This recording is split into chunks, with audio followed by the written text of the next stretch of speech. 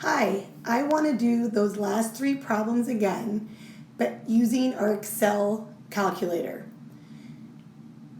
We don't want to do those problems by hand like he showed in the video. It's great to see it by hand once, but we really want to have technology do the work for us, so then all we have to do is come up with the conclusions. So the last couple slides of 3.1 talked about how to download the Excel calculator. We don't want to use Sheets. We don't want Google Sheets. We want the real Excel. If you don't have Excel, that's okay. Maricopa is providing it for you for free, but how to get it, you need to go back and read through the 3.1 PowerPoint, the last slides, and it'll tell you how to do that. I just want to show you how on all your homework problems, so like this is question 1, there is a link to the workbook. Now you should only have to click the link once you have Excel. So we're going to assume that you have Excel or you went and downloaded it for free from Maricopa. And then now you're going to click on that link. You should never have to do that again. What's going to come up is this picture. That's what you're going to see. And I'm going to have students tell me that they tried to enter information and it won't take. Well, that's correct because, and right here with the open with, we do not want sheets, no sheets. What we need to do is download this sucker. So right here, there's a download button. You're going to click on that. And it's going to download, and in this corner down here, it's going to become like this. And then you're going to click on it and open it up.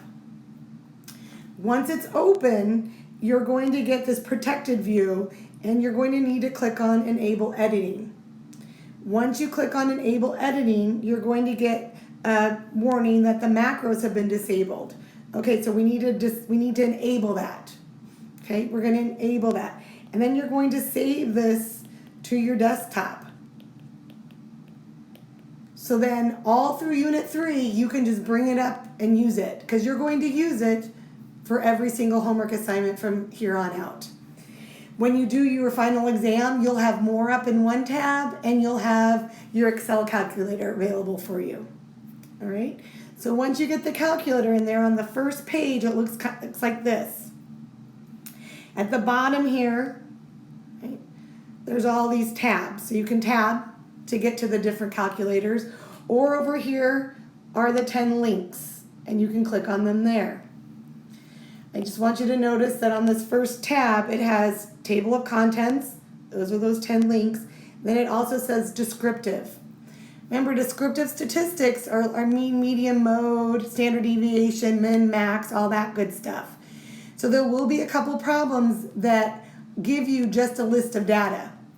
And so here I typed in that data, and then on the top up here, it gave me my sample size of 6, my mean, and my standard deviation. If you have 2 sets of data and you want to keep them both up, you can put one in data 1 and put your second set of data in data 2, and it will also give you that information. Most of the time, it's going to already give us the descriptive statistics. But like I said, there's a few that's going to give you a table of data, and you're going to need to find your mean, your standard deviation, and your sample size. You can also use Desmos, like we did in Unit 1. It's your preference. Okay, so let's look at this first problem again. All right. So the survey claims that 9 out of 10 doctors recommend aspirin for their patients with headaches. Okay, 9 out of 10, that's 90%, or I can write it as 0.9, right? This tells me that that's a proportion. Percents are proportion. I'm only given one set of data, so that's one sample, all right? Let's highlight some other things on here. My sample is 100 doctors. 82 say they recommend aspirin, and our alpha is 0.05. So the next thing I need to do is come up with my alternate and null hypothesis. So in this case, the survey claims 9 out of 10, so that's saying the proportion is 0.9. So then my alternate would be, it doesn't equal 0.9. If you're unsure about the hypothesis writing, you'll need to go back to section 3.1. Okay, so from that first page, right, from here, you can click on proportion one sample, or you can come down here and click on it. Okay, and what'll come up is this calculator for you. So here's my proportion one sample. All the orange boxes are what you're going to fill in. That's what you need to fill in. So I already filled them in to save time, but let's look at this. My significant level, we said alpha was 0.05. That's in there. My sample number of events, that was 82. 82 doctors recommend aspirin. My sample size, we said that was 100 doctors. My standard or test value, okay, that's going to be whatever you use for your hypothesis tests. Okay, so in that case, it was 0.9. How Excel works is if you just keep your cursor on that 0.9, it won't do the calculations for you. So I need you to click on this button that says submit. You're just going to click on it, and it will do all your calculations for you. Right? And then all my calculations are here. We can come up if we're going to reject or fail to reject 2 different ways, right? We can do the critical region. All right, so critical region, I'm coming back here. If you forget, it has this nice little key up here, right? So depending on my null hypothesis, if my null is not equal to, which it is in this case, that's a 2-tailed test. If it is less than, then that's a left tail, and if it's greater than, then that's a right tail. But I gotta look at my null hypothesis, right? That's what's telling me this. So my critical value is right here, and it's a 2-tailed test. So that's negative 1.96 and positive 1.96. So remember, z equals 0 is in the middle. This is my negative 1.96. There's one rejection region. Here's my positive 1.96. There's my other rejection region. So I need to come over here and see what I got. Let's see. I have my test statistic here, and it's negative 2.6667. That is definitely in the rejection region. So based on the critical or rejection region, I'm going to reject the null hypothesis. The other thing I want to check out here is use my p-value. Okay, so my p-value, my alpha was 0.05. My p-value, it's right here. Again, this is based off my null hypothesis. It's a 2-tail. And so it is 0.0077. That is definitely less than. If it's less than, then we reject. They're going to be the same. You can do A, you can do B, you can do one or the other. You don't need to do both. If you want to do both to double check yourself, feel free to do that. Okay, so now we're going to go on to the second question.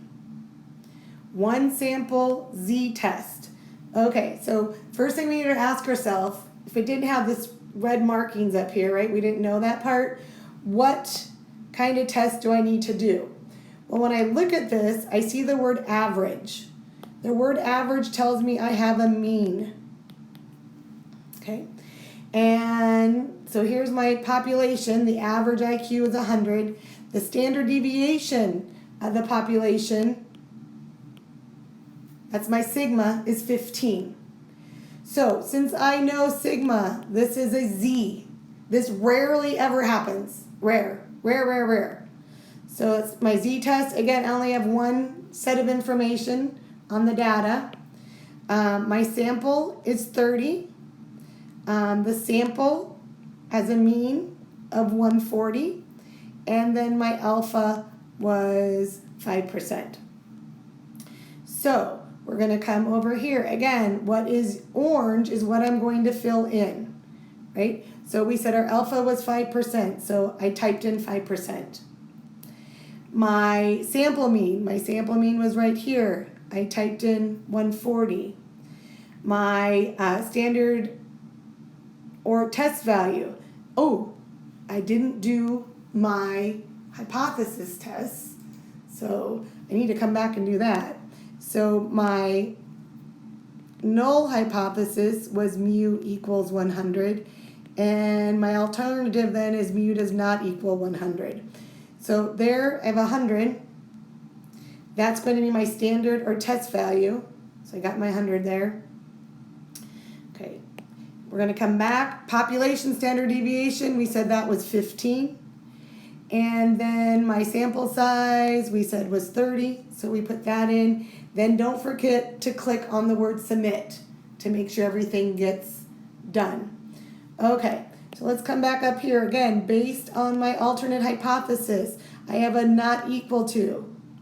Again, some of the homework questions will have less than or greater than. These, they just are all not equal to. So that tells me my critical values, again, are negative 1.96 and positive 1.96. There's my rejection region. So let's see, do I get rejected or not?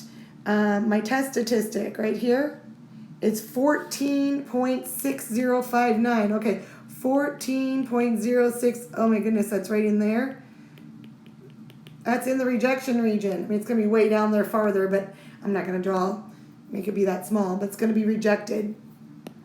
So again, let's check out our p-value.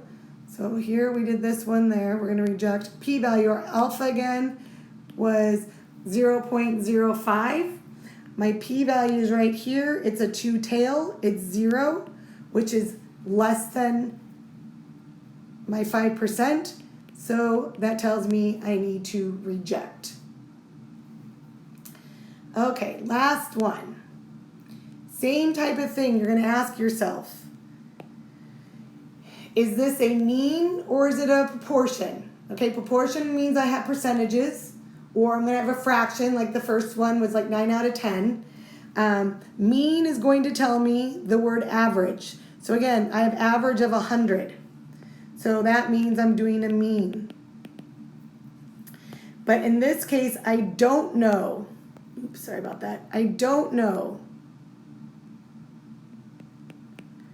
Right? I don't know my sigma, so that tells me I need to do a t-test. So I have one sample. Again, I have 30 participants that have a mean of 140. My alpha is 0.05. I needed to click on the link or on the tab down here for mean one sample. I need to come up with my null hypothesis, which is mu equals 100. My alternate is mu does not equal 100. So again, up here, my H1, I'm doing a two-tailed test. So now I can enter in my information. My alpha was 0.05. My sample size was 30. My sample mean right here was 140. My standard of test value, again, that is what I'm using for my null and alternate hypothesis, so that was 100. And then the sample standard deviation, I didn't underline that. Sample standard deviation was 20. I click submit. Okay. Oh, I don't have my picture drawn here. So we're going to come over here and my critical values, two-tail, a little bit different this time. I get negative 2.045 and I get positive 2.045. I need to see what my test statistic was. Oh, it's 10.9545, so that's way down here. So we're going to reject because it's in the rejection region, right? When would you not reject? If it was in here where I'm highlighting, then we would fail to reject if it landed in that highlighted area, but it didn't. Okay, and then let's do our p-value again. So alpha was 0.05. My p-value, it's two-tail, it's 0. That's less than, that also tells me to reject. Again, you only need to do one or the other, A or B. You can do both to double check your work, but they're going to give you the same answer. I hope you found this helpful.